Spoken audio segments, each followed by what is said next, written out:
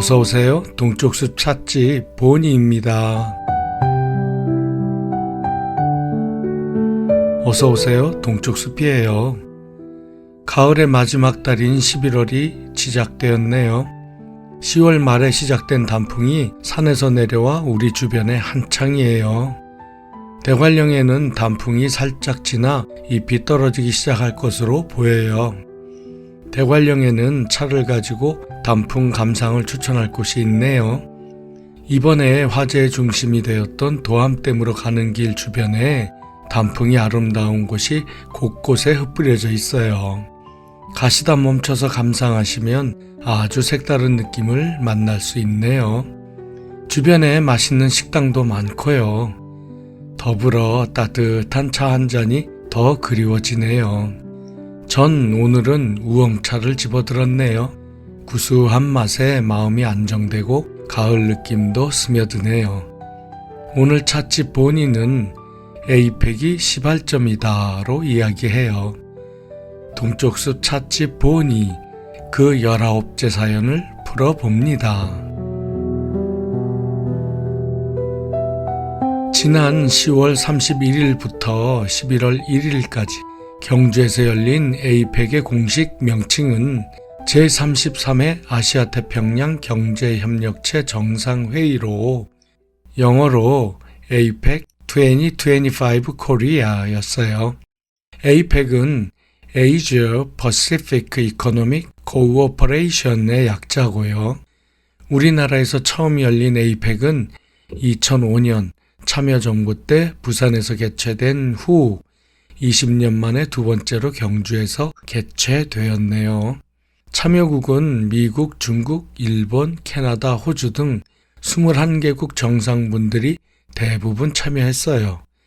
특히 미국 대통령과 중국 국가주석은 단순 참여가 아니라 국빈 자격으로 참여했어요. 해서 공식 기간은 단 이틀이었지만 30일 미국 대통령의 국빈 공식 방문 행사로 시작해서 11월 1일 오후 중국 시진핑 국가주석 국빈 공식 방문으로 마치게 되었네요. 11월 첫째 주 본인은 에이펙이 시발점이다로 이야기해요. 우리나라가 바야흐로 세계의 중심으로 옮겨가기 시작했다는 얘기예요. 왜서? 지금까지 에이펙 개최 바로 전까지도 막혀있던 우리가 요구하던 중요 사항들이 지금까지와는 다르게 어쩌면 너무 쉽게 해결되었기 때문이에요. 참여한 다른 여러 나라와의 관계도 중요하지만 특히 미국과 중국과의 관계가 핵심이기에 여기에 집중해 볼게요. 미국 트럼프 대통령이 선출되기 전까진 세계 무역은 제2차 세계대전 이후 미국이 주도했던 자유무역주의를 근간으로 세계의 무역을 이끌었어요. 이를 통해 미국은 자유주의와 자본주의의 모범 국가로서 자유시장 질서를 통해 세계의 신뢰와 주도권을 확보하려 했고요. 그 결과 세계의 교역량이 폭증하면서 글로벌 분업체제가 만들어지고 수억 명의 빈곤이 감소했어요. 그런데 미국에겐 그 부작용으로 제조업 일자리가 해외로 이전하게 되고 부의 불평등이 심화되고 특히 노동력이 싼 중국과 같은 신흥국이 급부상하게 되었네요. 그러니 미국 입장에선 산업화의 경쟁력을 잃게 되면서 보호무역과 미국 우선주의로 패권을 지키고자 하게 된 것이네요. 그간 우리나라는 기술, 산업, 문화, 정치 등 각 분야에서 해방 후 70년 만에 최빈국에서 선진국으로 도약한 지구상 유일무이한 국가네요. 현재 국력은 세계 6위, 국방력은 5위로 평가되는데 앞으로 더 상승할 것으로 예상하고 있어요. 세계는 지금 트럼프가 도발한 패권국인 미국의 힘으로 판을 뒤엎는 관세 전쟁을 겪고 있어요.